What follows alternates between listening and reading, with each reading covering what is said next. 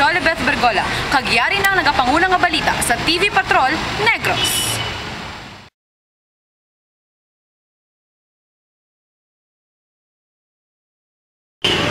Grupo sa mga kabataan nagpasakop sa Summer Youth Camp maging patigayon sa Bacolod Evangelical Church sa siyudad Sambago. Kaupod naton karon si John Canuel para sa School Patrol. Jan, ano na bala kasada ang mga activities dira kag ano nakadamo ang mga nagupod sa camping? Jan? Jan? Jan? O, joke liyo, hindi ko pati kay Jan. Jan, okay ka pamilya, ara na si Jan sa linya. Johnny?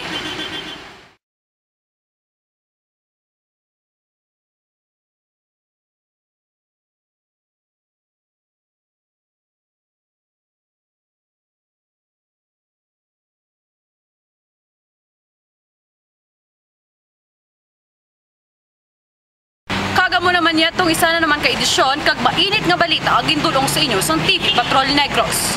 Magkapabilin lamang sa pagbantay sa mga latest na update para sa ini nga Summer Youth Camp. Kapamilya hindi pagkalimtan, hindi maglaway sa inyo nga pagtulog. Ako si Jolibeth Bergola, ang inyo nga